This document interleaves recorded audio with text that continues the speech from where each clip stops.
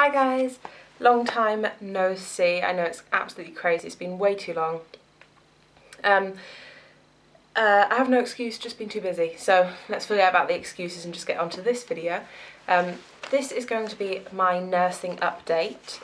I made one nursing video and I've had so many requests. I'll also link my blog down below because I have a nursing blog that I'll probably be posting on maybe today or tomorrow. I've been trying to keep that up as regular as possible, but when I was on placement everything was so hectic and I was so tired that my YouTube and my blog both got neglected, which is very mean of me. But I thought I'd do a nursing video to kind of keep you up to date with how I'm doing, what I feel like, you know, about the whole course, my progress, what kind of grades I'm getting, all of the insider kind of stuff. Yes, so I'll just get straight onto it. I've finished my placement and I'm on my second week back at university. I'm just past the halfway mark through my first year, and I actually finished my first year at the end of January, and I cannot wait because I start my second year at the end of March, actually the week of my birthday, and then it's just kind of like, I'm pretty sure it's just going to fly from there. To be honest, it's flown already, but I've always been thinking like, oh, it's only a few more years till I qualify, it's only however long, so I'm over halfway through now. So I had, I think I had 18 weeks at university, and then I had holidays and stuff throughout that time, like I think altogether like 3 weeks off or something. I started at the beginning of April, and then I went on placement from the 30th of July, the 30th of July to the 30th of September. So I've only just finished placement 2 weeks ago, and now I'm back at university. So let's get on to, right, first things first, I had an assignment and an OSCE. For some reason I didn't think to look up what OSCE stood for, and now I can't remember, but it's basically like a practical assessment. So I had an assignment, it was an essay, because your first year you don't actually get marked on it, your marks don't go towards anything. You have to get 40% to pass the first year, but it's not like at the end of the year they're like, oh well done, you got an A star or you got a D or something. So I passed both of those, not with flying colours to be honest. I was a bit disappointed, but the first year is the first time you do everything, and sometimes I find it quite hard because I'm only 19, and you'd be surprised, most people doing nursing are much older, and the youngest ones are normally early 20s, and many if not most of them have had previous experience as a healthcare assistant or just general experience that would benefit them. Not saying that I've been like hard done by, but I had no idea. I've never even been in a hospital really before I went on placement. So I passed my assignment and my OSCE, both with 48%, which I know it's not great, but it was a pass, and I've had feedback and I've learned from both of them. So I know now my next essay, which is next month, I don't know why I keep putting my hair back. Stay there. I know, you know, what to improve on, and I had good feedback, and everything's like, I'm able to improve on everything. It's not like I'm just crap. So I passed both of those, and that was in July time. Then I went on to my placement. I was on a respiratory ward, which was really interesting. I absolutely loved it. Truth be told, I loved it, and I didn't want to leave, and everyone on the ward was so lovely. And I know people do have some really awful experiences, especially on their first placement, because it's just luck of the draw. I know a couple of people who had awful experiences, but the majority of us really, really enjoyed ourselves. I was on placement for 9 weeks, which was actually a really long time for your first placement, especially since I had no experience. So on my first day, I got there like half an hour early, and the hours are 7 AM till 7:30 PM, so 12.5-hour shifts. You're absolutely shattered at the beginning and at the end, and all the way through, because it's just craziness. I was waking up at like 5 o'clock.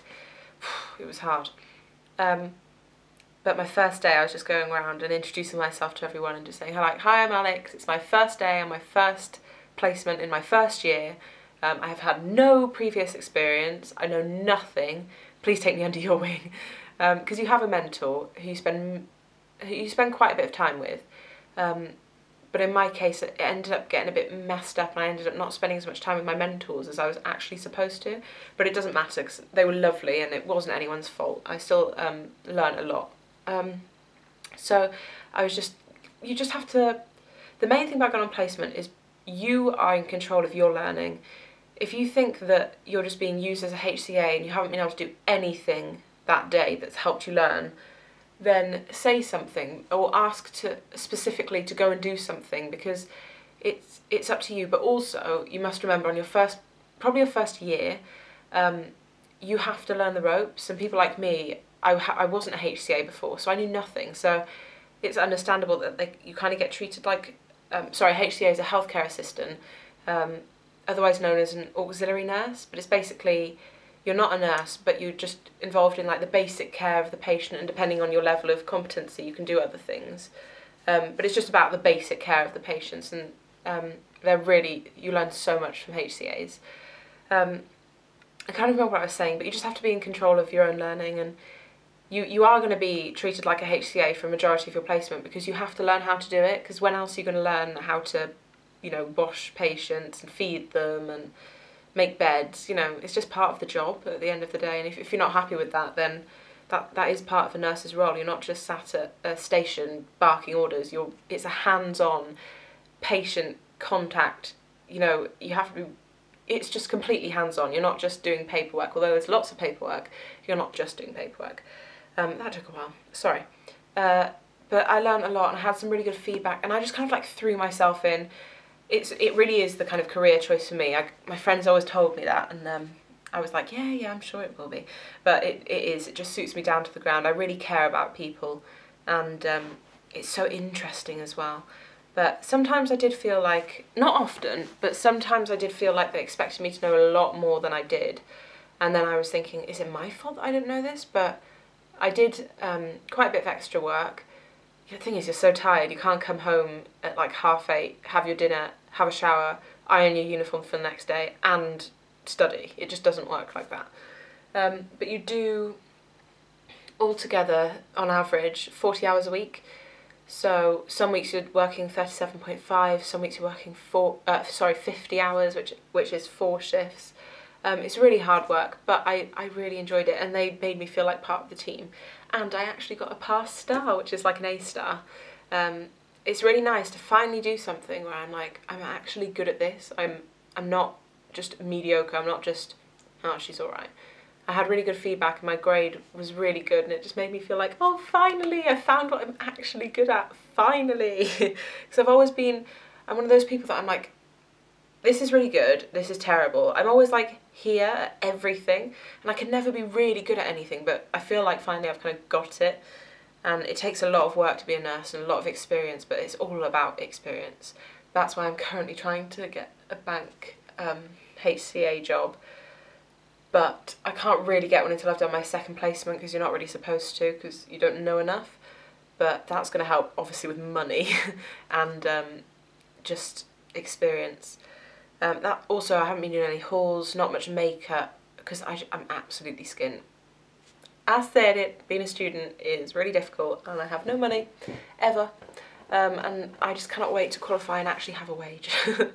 But now I'm back to university, and it's a bit silly because I feel like, along with a few of my fellow students, we feel like some of the things they're teaching us now, they should have taught us before we went on placement, because we all just went there and didn't know a single thing about anything.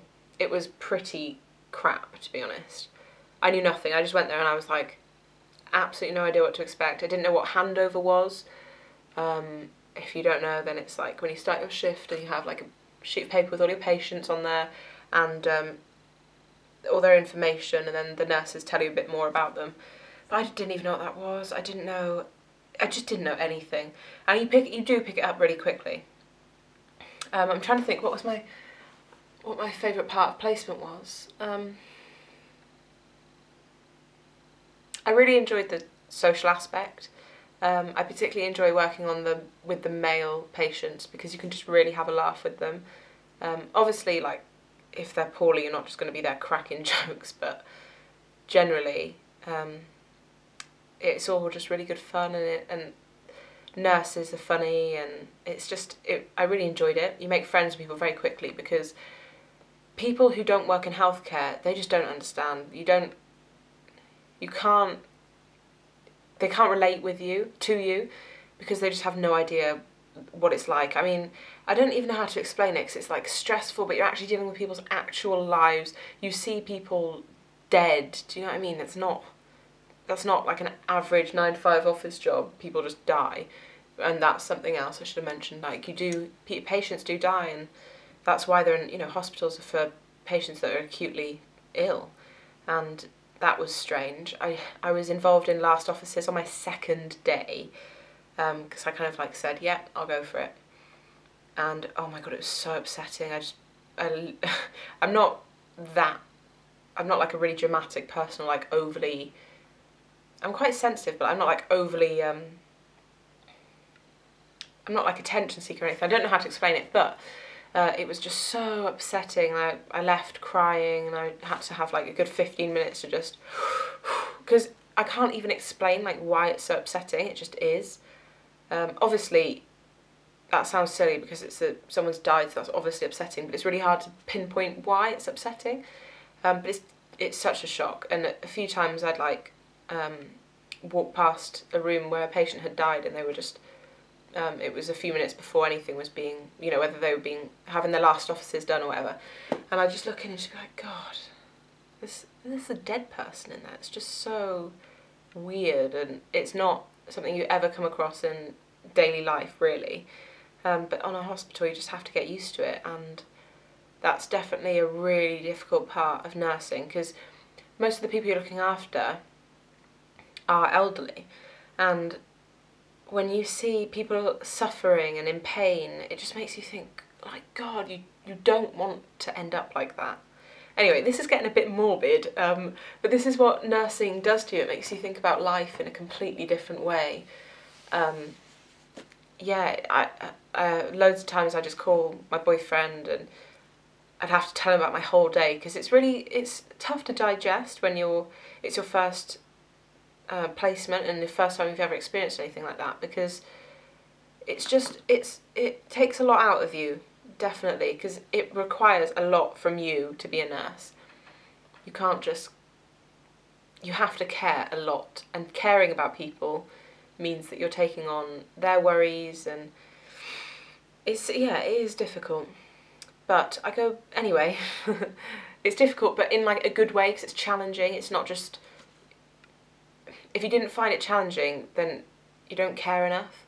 But anyway, I'm back at university now for a few weeks. I think maybe 6 weeks.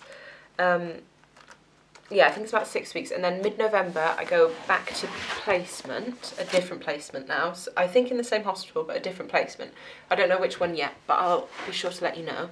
I go back there for 2 weeks, and then, I don't know, I'm slouching. Ooh, look at me against my, like, wannabe fireplace. Go back for 2 weeks, and then I have a week off where I have an exam and an assignment again, which hopefully I'll do better on, because now I've had my heads up tips on how to do better. I've already started doing my reading for that as well.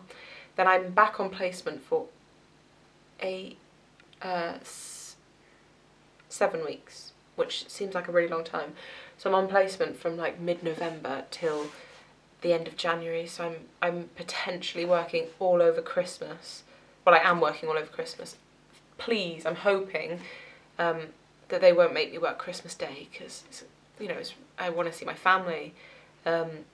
I don't mind working New Year's Day. I mean, people do it, don't they? It's just another day at the end of the day.